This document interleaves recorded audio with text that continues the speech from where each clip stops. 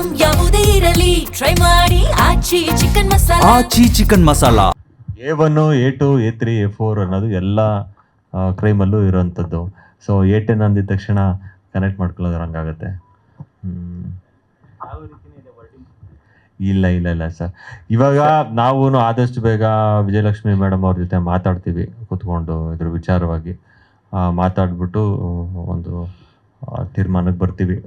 ಏನಕ್ಕೆ ಅಂತ ಹೇಳಿದ್ರೆ ಇದು ಮುಂದೆ ಡ್ರ್ಯಾಗ್ ಮಾಡ್ಕೊಂಡು ಹೋಗೋದು ಬೇಡ.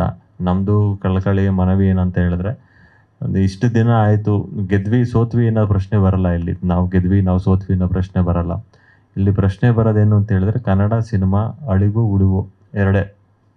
ನಾವೆರಡರ ಬಗ್ಗೆ ಮಾತಾಡ್ಕೊಂಡು ಮುಂದೆ ಹೋಗೋಣ ಅಷ್ಟೇ ಸರ್. ಈಗ ಪರ್ಟಿಕ್ಯುಲರ್ ಕಾಂಟ್ರವರ್ಸಿ ಆಗೋಯ್ತು ಸರ್.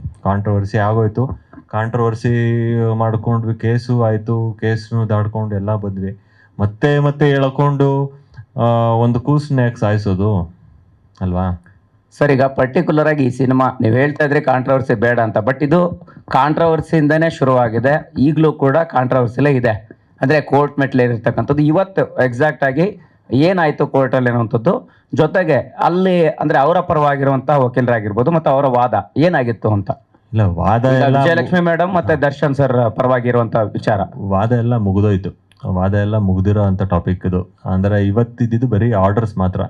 ಅಂದರೆ ಅಡ್ಮಿಷನ್ ಅಂತ ಇತ್ತು, ಓವರಲ್ ಆಗಿ ಆರ್ಡರ್ ಕೊಟ್ಟರು. ಏನಂತ ಕೊಟ್ಟರು, ಇದು ಕೇಸ್ ಹ್ಯಾಸ್ ಬಿನ್ ಡಿಸ್ಮಿಸ್ಡ್ ಅಂತ ಕೊಟ್ಟರು ಅಷ್ಟೇ, ಬೇರೆ ಏನೂ ಇಲ್ಲ ಅಲ್ಲಿ. ಸರ್, ಈಗ ಆಲ್ರೆಡಿ ರಿಲೀಸ್ ಡೇಟ್ ಅನೌನ್ಸ್ ಮಾಡಿದ್ರಿ, ಬಟ್ ತಡೆ ಬಂತು. ಓಕೆ ತನೀಶ್ವರಿ, ಅಂದರೆ ಈಗ ಮತ್ತೆ ನೋಡೋಕೆ ಹೊರಟ್ರೆ ಅದು ಎಲ್ಲೋ ಶೇಡ್ ಹಾಗೆ ಇದೆ ಅಂತ ಅನ್ಸುತ್ತೆ. ಆ್ಯಸ್ ಯೂಶುವಲ್ ಈಗ ದರ್ಶನ್ ಅವ್ರ ವಿಚಾರವಾಗಿ ಕೂಡ ಅವ್ರು ಜೈಲಿಂದ ಹೊರಗೆ ಬಂದರೆ ರಾಜಕೀಯಕ್ಕೆ ಬರ್ಬೋದು, ಈ ಥರದ್ದೆಲ್ಲ ವಿಚಾರಗಳು ಚರ್ಚೆಯಲ್ಲಿದೆ.